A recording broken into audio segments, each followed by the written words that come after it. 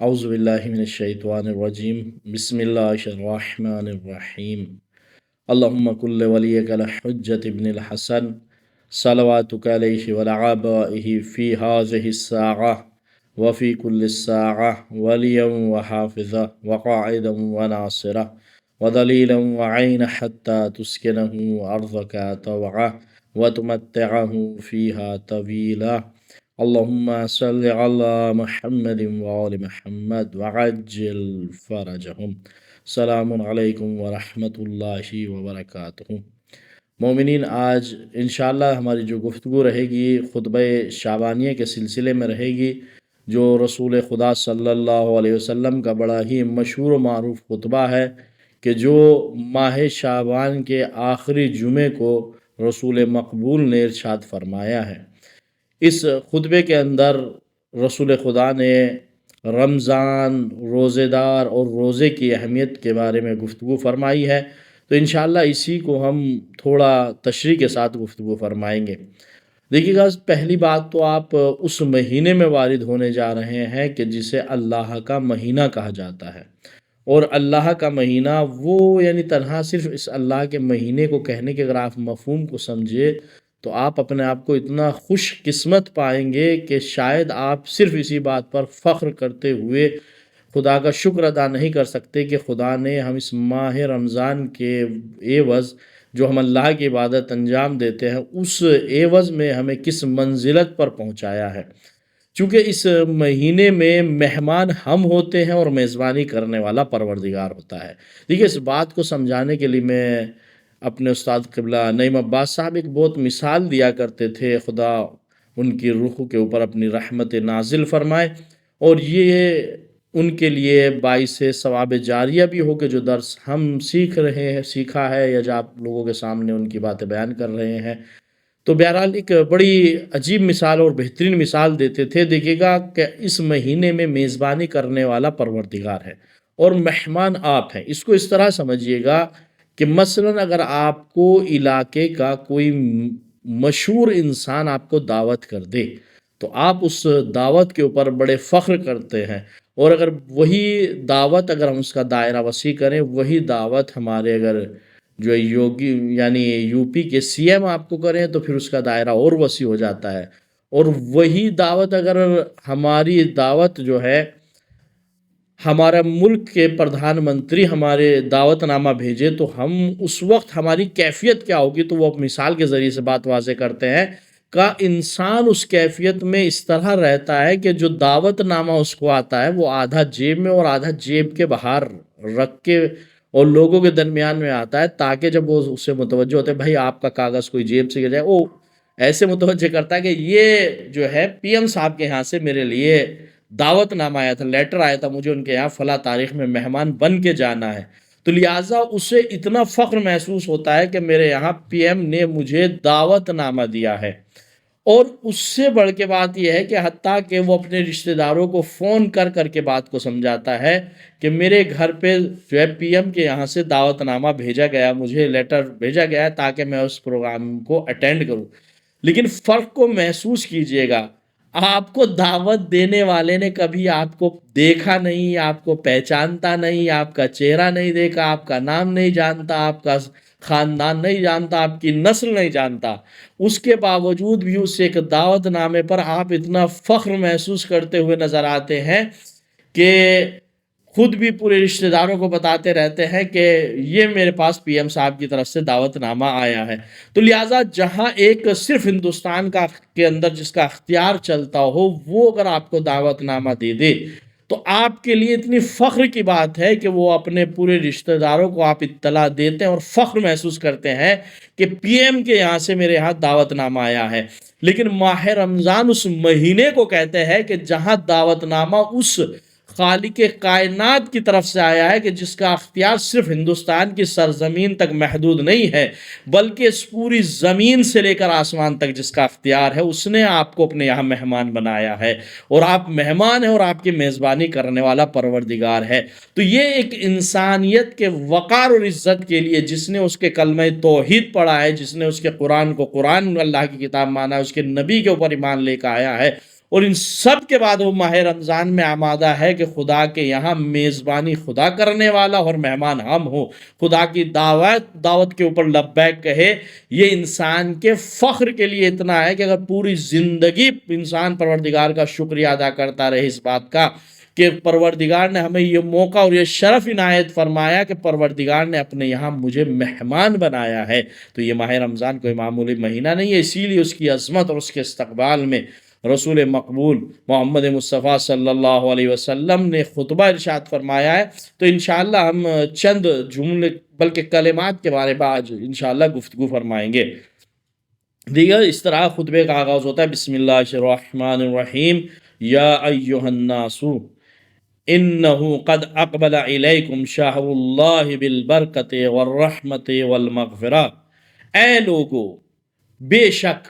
اللہ کا مہینہ یعنی شہر اللہ، جسے اللہ نے ماہ رمضان المبارک کو اپنی طرف نسبت دی ہے کہ یہ اللہ کا مہینہ ہے، یعنی اللہ کا مہینہ تمہاری طرف آیا ہے، یعنی تم ماہ رمضان کی طرف نہیں گئے بلکہ ماہ رمضان تمہاری طرف آیا ہے۔ تو اب دیکھیے گا دستور یہ ہے کہ جب وہ تمہاری طرف آیا ہے تو اب تمہاری میزبانی کا جو انتظام کیا گیا ہے، تمہاری ضیافت کا جو انتظام کیا گیا ہے، وہ ساتھ ساتھ کیا لے کے آیا، کس طریقے سے اس نے سفرہ پہن کیا ہے، وہاں دعوت میں کیا کیا انتظام کیا گیا کا بالبرکت والرحمت والمغفرہ کا۔ وہ ماہ رمضان تین چیزیں ساتھ ساتھ لے کے آیا۔ وہ کیا ہے تین چیزیں ہمارے لیے؟ ایک اللہ نے برکت رکھی ہے، ایک رحمت رکھی اور مغفرت رکھی ہے، اور اسی حصے کے بنیاد پر علماء نے اس ماہ رمضان کے تین حصے تقسیم کیے ہیں۔ پہلا حصے کو مخصوص کیا ہے، یہ اللہ کی برکت کے نزول کا مہینہ ہے، یعنی 10 دن ابتدا کے، اور دوسرے 10 دن کو اللہ کی رحمت کے نزول کا، اور آخر میں جو اللہ کی مغفرت کے 10 دن ہے جسے ہم نے آخری صدہ آخر کو مغفرت پروردگار سے منسوب کرتے ہیں۔ تو لہٰذا اس مہینے میں کے ساتھ ساتھ جہاں یہ پروردگار کا مہینہ آ رہا ہے تو اپنے ساتھ برکتیں اور رحمتیں اور مغفرت لے کے آ رہا ہے۔ تو اب جہاں پروردگار نے ہمیں سب برکتوں کو حاصل کرنا ہے، پروردگار کی ہمارے یہاں برکتیں آ جائے، تو کچھ حدیث کی بنیاد پر کچھ ایسی چیزیں ہیں کہ جو برکت کے نزول کا سبب بنتی ہے اور جو برکت کے اضافے کا سبب بنتی ہے۔ تو جو ہم سب سے پہلی چیز یہ ہے کہ اس مہینے کے اندر انسان تقوی الہی کو اختیار کرے، یعنی ان تمام کاموں سے پرہیز کرے کہ جس سے پروردگار ناراض ہوتا ہو، زیادہ سے زیادہ کوشش کرے کہ ان اعمال کو انجام دے کہ جس سے پروردگار راضی ہوتا ہو۔ کہ اس میں سب سے پہلی چیز جو ہے تقوی الہی ہے، اور اس کے سلسلے میں ایک حدیث پڑھ کے ہم اپنی بات کو آگے بڑھاتے ہیں کہ اس کے سلسلے میں کیا ہے، بلکہ قرآن مجید کی آیت سورہ اعراف میں پروردگار ارشاد فرماتا ہے، لو ان اہل القرى آمنوا واتقوا لفتحنا علیہم برکات من السماء والارض۔ یعنی اگر یہ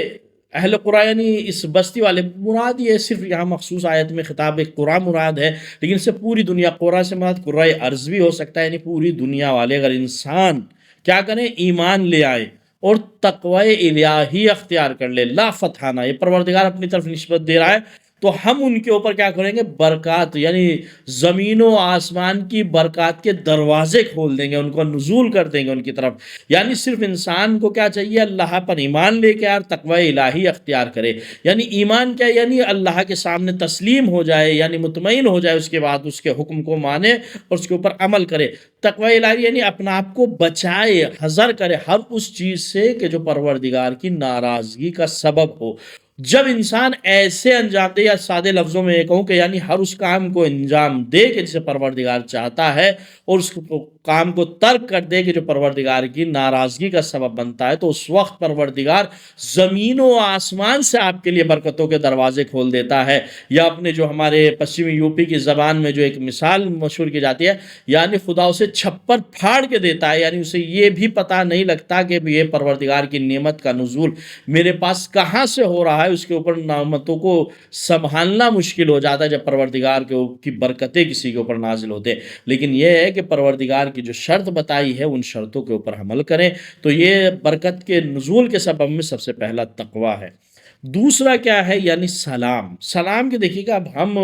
جو ہے اس کے سلسلے میں نبی صلی اللہ علیہ وسلم نے ارشاد فرمایا جسے ہم ایک معمولی چیز سمجھتے ہیں، جبکہ اسلام نے سلام، دیکھیے گا ایک سلام کا مطلب یہ ہے کہ میں آپ کے منہ، جہاں اس کے مختلف معنی ہے، ایک معنی یہ بھی تسلیم، اپنے آپ کو سلینڈر کر دینا کسی کے سامنے، اسے سلام کہتے ہیں. یعنی جب آپ کسی کے مقابلے میں جائے اسے سلام کرے کہ میں آپ کے سامنے چشمن و طاعتن میں سلینڈر ہوں، آپ کی بات کو قبول کرتا ہوں، میں آپ کا کوئی جھگڑا نہیں ہے، میں آپ کی بات سے متفق ہوں، اس کا مطلب سلام ہوتا ہے. جہاں سلام کے مختلف معنی، ایک معنی نہیں، چونکہ سلام کے علماء نے مختلف معنی لکھے، صرف ایک معنی بیان کی ہے. تو یعنی جب انسان سامنے والے سے جھگڑے نہیں کرے گا، اس کے ساتھ اتحاد سے رہے گا، اس کے ساتھ اختلاف نہیں کرے گا، تو اب نتیجہ کیا ہوگا؟ اللہ کے رسول صلی اللہ علیہ وسلم ارشاد فرماتے ہیں اذا دخل احدکم بیتہ،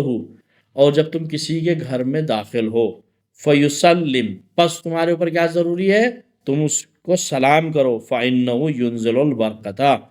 یہ تمہارے لیے برکت کے نزول کا سبب ہے جب تم سلام کرتے ہو. وَتُؤْنِسُهُ الْمَلَائِكَةُ، اور کیا ملائکہ کو، فرشتوں کو تمہارا دوست بناتا ہے، تم سے اس کے سبب مانوس ہو جاتا ہے ملائکہ تم سے. تو یعنی برکت پروردگار بھی آتی ہے اور ملائکہ کی آمد بھی ہوتی ہے کہ جب آپ کسی کے اوپر سلام کرو. سلام کے وہی معنی ہم سمجھ کے اب یہ سوچنے لگیں کہ بھائی ہم سلام ہم نے کر دیا تو مثلا یہ چیزیں ہمارے فرشتے تو آئے نہیں اور ہماری برکتیں تو آئی نہیں، ہم تو ہر روز سلام کرتے ہیں. کا سلام اسی معنی کے ساتھ، اسی حقیقت کے ساتھ سلام کیا جائے جو حقیقت میں حقیقت سلام ہے، دل سے سلنڈر کیا جائے. اور دوسرے معنی سلام کے کیا ہے؟ یعنی کسی کے لیے سلامتی کا طلب کرنا، یعنی اللہ تمہیں ہر بلا سے محفوظ کرے، ہر مصیبت سے محفوظ کرے، ہر چیز سے محفوظ کرے، اس کو سلام کہا جاتا ہے. اس کے معنی بھی سلام کے ہی ہیں. اور ایک معنی سلام کے یعنی خدا کا نام ہے سلام. اس وقت کیا ہوتا ہے کہ جب ایک مرتبہ ہم جب آپس میں ملاقات کرتے ہیں تو دوسرے کو سلام کرتے ہیں، یعنی تمہارے اوپر سلامتی ہو، تم سالم رہو، تم محفوظ رہو، تو وہ سامنے والے کے لیے ہوتی ہے. اس مرتبہ یعنی اگر اس کے معنی ہم لے جائیں کہ خدا کا نام ہے، ہم ایک دوسرے کو خدا کے نام سے خطاب کرتے ہیں، تو اس کا مراد یہ ہوتی ہے خود سلام کرنے والے کو اللہ اسے تمام بلاؤں سے اور مصیبتوں سے محفوظ رکھتا ہے. تو یہ ایک ظاہری ایک کلمہ اتنا مختصر سا ہے لیکن اللہ کی برکت کے نزول کا سبب ہے. تو لہٰذا جب اس مہینے کے اندر ہم ایک دوسرے سے ملاقات کریں تو اس مہینے کے اندر پروردگار کی عبادتوں کا ثواب بڑھ جاتا ہے. تو لہٰذا جہاں یہ اسباب کو اگر ہم اپنے مہیا کریں گے تو پروردگار کی برکتیں بھی زیادہ ہوں گی. اور تیسرا سبب جو برکت کے نزول کا ہے کہ جب اپنا کوئی بھی کام آپ کریں، اپنے کام کے آغاز سے پہلے پروردگار کا نام لیا جائے، یعنی بسم اللہ الرحمن الرحیم یہ پڑھی جائے. یعنی جو بھی کام انشاءاللہ آپ کریں گے اور اس کی ابتدا میں خدا کا نام لیں گے اور بسم اللہ کریں گے تو انشاءاللہ وہ کام پائے تکمیل تک پہنچے گا. جیسا کہ امام رضا علیہ السلام نے رسول خدا صلی اللہ علیہ وسلم سے حدیث کو نقل فرمایا ہے اذا قال العبد بسم اللہ الرحمن الرحیم قال اللہ جل جلالہ بدع عبدی باسمی، میرے بندے نے اپنے کام کا آغاز میرے نام سے کیا ہے، وحق علیہ، اب میرے اوپر اس کا حق کیا ہے؟ ان اتم لہ امورہ، کہ میں اس کے کاموں کو پورا کر دوں. یعنی جس کام کی ابتدا میں اللہ کا نام لیا جائے تو پروردگار اپنے اوپر واجب کر لیتا ہے کہ اس کے کام کو اللہ پائے تکمیل تک پہنچائے. اور وہ ابارک لہ فی احوالہ، اور اس کے احوال کے اندر پروردگار یعنی اس کے کام کے اندر خیر و برکت عنایت فرماتا ہے. یہ پروردگار اپنے اوپر واجب کر لیتا ہے. یعنی ہم صدق دل سے جب اپنے کام کا آغاز کریں تو اس کام کی نسبت اپنے پروردگار ہی کی طرف دیں. اور دیکھیے گا آخری جو چیز جو ہے برکت کے جو ہم اپنے درس میں ذکر فرمائیں گے وہ تلاوت قرآن ہے. اور ماہ رمضان کو بحر قرآن بھی کہا جاتا ہے. انشاءاللہ اس ایک درس کے اندر مفصل اس ماہ رمضان المبارک میں قرآن کی تلاوت کے ثواب اور فضائل اور اہمیت کے سلسلے میں گفتگو کی جائے گی، لیکن صرف یہاں آج ایک حدیث پر اپنی گفتگو کو تمام کر دیا جائے گا. یہ چونکہ سب سے زیادہ اہمیت دی گئی ہے کہ ماہ رمضان میں قرآن کی تلاوت کثرت سے کی جائے، اس لیے کہ اسی مہینے کے اندر اللہ نے اپنے حبیب محمد مصطفیٰ صلی اللہ علیہ وسلم پر قرآن مجید جیسی کتاب کو نازل فرمایا کہ جو قیامت تک انسانوں کی ہدایت کی ذمہ داری لیے ہوئے ہے، اور تمام انسان کی ضروریات اسی قرآن مجید کے اندر موجود ہے۔ تو دیکھیے کس طرح، یعنی کس اہمیت کا حامل ہے اس مہینے کے اندر، کس طرح برکتوں کا نزول ہوتا ہے پروردگار کا، کہ جو اس مہینے کے اندر قرآن مجید کی تلاوت فرماتا ہے۔ وَإِجْعَلُوا لِبُيُوتِكُمْ نَصِيبًا مِّنَ الْقُرْآنِ، اپنے گھروں میں ایک حصہ قرآن مجید کا قرار دو۔ یعنی اپنے گھروں میں حصہ مراد کیا ہے؟ یعنی جو آپ کا گھر ہے اس کا جو ٹائمنگ ہے اس میں ایک حصے کو مخصوص کر دو کہ وہاں اس وقت میں آپ قرآن مجید کی تلاوت فرمائیں۔ یا اس سے مراد ہوتا ہے یعنی ایک گوشہ بیٹھ کے قرآن مجید کی تلاوت کرنے کی جگہ کو مشخص کراؤ۔ یعنی کچھ بھی مقصد ہو، خدا کا پروردگار کا حقیقی معنی تو وہی سمجھتا ہے، لیکن جو ہم سمجھے ہیں امام کی بات سے، یا جو رسول خدا صلی اللہ علیہ وسلم نے امام رضا کو بتایا، امام رضا سے ہم تک پہنچی، اس کا مقصد یا تو ایک وقت مشخص کیا جائے، یہ ایک جگہ قرآن مجید کی پڑھنے کی بیٹھ کر ہم اللہ کے لیے مشخص کریں، اللہ کی کتاب کے لیے۔ یہ مقصد نہیں ہے بعض کہنے لگے کہ ہم نے اپنے گھر میں مخصوص جگہ قرار دے دی، ایک بہترین الماری بنائی اور وہاں بہترین جزدان کے اندر قرآن مجید کو سجا کے رکھ دیا، ہم نے ایک حصہ قرآن مجید سے مخصوص کر دیا۔ اس کا مقصد یہ نہیں ہے، بلکہ تلاوت قرآن ہے، تدبر قرآن ہے، فکر قرآن ہے، اس کے اندر آپ غور و فکر کرو۔ جب ایسا کرو گے فَإِنَّ الْبَيْتَ اذا قرئ فیہ القرآن تیسر علی اہلہ، کہا جب جس گھر کے اندر قرآن مجید کی تلاوت کی جائے تو اس گھر والوں کے لیے آسانیاں ہی آسانیاں، یعنی ان سے مشکلیں دور ہوتی چلی جاتی ہیں۔ وَقَثُرَ خَيْرُهُ، اور اس گھر والوں کی میں خیر یعنی کثرت سے خیر اس گھر والوں کو نصیب ہوتی ہے۔ وَقَانَ سُكَّانُهُ فِي زِيَادَةٍ، اور اس کے گھر کے رہنے والے یعنی اللہ ان کی اولاد میں برکت عنایت فرماتا ہے، ان کی نسل میں برکت عنایت فرماتا ہے۔ اور کہتا ہے اذا لم یقرأ، جب اگر قرآن کی تلاوت نہ کی جائے، فیہ القرآن، اس گھر کے اندر، فیہ القرآن یعنی ضیق علی اہلہ، تو اس گھر والوں کے لیے مصیبتیں آ جاتی ہیں، تنگیاں آ جاتی ہیں، سختیاں آ جاتی ہیں اس گھر والوں کے لیے جہاں قرآن مجید کی تلاوت نہ ہو۔ وقل خیر، اور خیر بھی اس گھر میں کم ہی نازل ہوتی ہے۔ وَكَانَ سُكَّانُ فِي نقصان، اور اس کے یا تو ہم اس کے چند معنی کر سکتے ہیں، نقصان بمانے کمی کے، نقصان بمانے گھاٹے کے، چاہے اس معنی میں لے لیں چاہے ہم اس معنی میں لیں، یعنی کہ یعنی اس گھر والے ہمیشہ گھاٹے میں رہتے ہیں، یا اس معنی میں لے لیں اس گھر کی نسلوں میں برکتیں ختم ہو جاتی ہیں۔ اولادوں کا نہ ہونا آج کے زمانے میں جو آج محرومیت کا سبب ہے کہ بعض گھروں میں اولاد نہیں ہے، وہاں یہ شاید ایک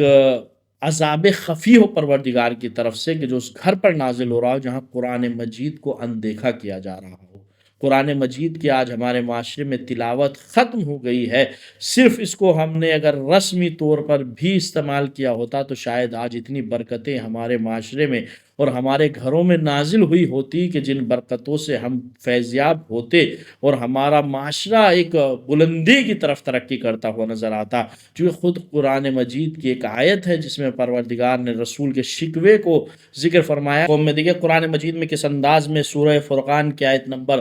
30 میں پروردگار کی بارگاہ میں ہمارے رسول خدا صلی اللہ علیہ وسلم شکایت کر رہے ہیں۔ وقال الرسول یا ربی ان قوم اتخذوا هذا القرآن محجورا، اے میرے پروردگار، یعنی اس وقت اس دن یعنی قیامت کے دن ہمارے رسول پروردگار کی بارگاہ میں کہیں گے، اے میرے پروردگار، میری اس قوم نے اس قرآن کو نظر انداز کر دیا تھا، چھوڑ دیا تھا، ترک کر دیا تھا، تو لہٰذا ہم ان لوگوں میں سے نہ ہو کہ جن کے بارے میں پروردگار کی بارگاہ میں رسول شکایت کر رہے ہیں، بلکہ ان میں سے ہوں کہ جنہوں نے قرآن کو اپنا وتیرہ زندگی بنا لیا ہو، اپنے لیے نمونہ عمل بنا لیا ہو، اٹھتے ہوں تو قرآن کی تلاوت، سوتے ہوں تو قرآن کی تلاوت، جاگتے ہوں تو قرآن کی تلاوت۔ کوئی اتنا بڑا مسئلہ نہیں ہے، حتیٰ کہ بعض روایات کے اندر رسول نے یہ بھی ہمیں اسباب کر دیا کہ اگر ہمارے پاس وقت کی تنگی ہے تو ہم چھوٹے سے وقت کے اندر پورے قرآن مجید کی تلاوت کا ثواب حاصل کر سکتے ہیں۔ مثلا خود سورہ قل هو اللہ کے احد کے بارے میں ہے کہ اگر انسان سورہ اخلاص کو 3 مرتبہ پڑھ لے تو پروردگار اسے پورے قرآن مجید کی تلاوت کا ثواب عنایت فرماتا ہے۔ تو لہٰذا انسان جب صبح کو اٹھے تو اپنی صبح کا آغاز تو سورہ اخلاص کو 3 مرتبہ پڑھے، تو صبح آپ نے 3 مرتبہ یعنی پڑھنے کے بعد ایک قرآن کی تلاوت کا ثواب لے لیا، جب بستر پر جائے تو تب آپ جو 3 مرتبہ سورہ اخلاص کی تلاوت پر کرنے کے بعد پروردگار کی بارگاہ سے ایک قرآن مجید کی تلاوت کا ثواب حاصل کر سکتے ہیں۔ تو لہٰذا قرآن کی تلاوت ہمارے لیے باعث برکت ہے، باعث رحمت ہے، یہ ہماری زندگی، ہماری کاروبار، ہمارے گھر، ہماری اولاد، ہر چیز میں برکت کا سبب بنتی ہے۔ اور ماہ رمضان تو یوں بھی برکتوں والا مہینہ ہے کہ جس کے بارے میں خداوند متعال کی طرف نسبت دے کے رسول خدا اس خطبہ شعبانیہ میں کہہ رہے ہیں کہ تمہارے طرف اللہ کا وہ مہینہ آ رہا ہے جو اپنے ساتھ برکتیں لے کے آ رہا ہے، رحمتیں لے کے آ رہا ہے اور مغفرت لے کے آ رہا ہے۔ تو لہٰذا اس مہینے سے جتنا ہو سکے اس سے فائدہ اٹھایا جا سکے اور اپنی زندگی کو سدھارا جا سکتا ہے۔ تو آج صرف اور صرف اس مہینے کی برکت کے سلسلے میں ہم گفتگو کر چکے، یعنی ہم اپنی برکتوں میں کیسے اضافہ کر سکتے ہیں، کیا اسباب برکت ہے، وہ ہم نے 4 چیزوں کی طرف اس میں اشارہ فرمایا ہے۔ ایک، سب سے پہلے تقوی الہی کو اختیار کریں، جب ہم کسی سے ملیں تو سلام کریں، قرآن مجید کی تلاوت کریں۔ تو یہ وہ سبب ہیں کہ جس سے اللہ کی برکتوں کا نزول ہوتا ہے۔ فقط والسلام ورحمۃ اللہ وبرکاتہ۔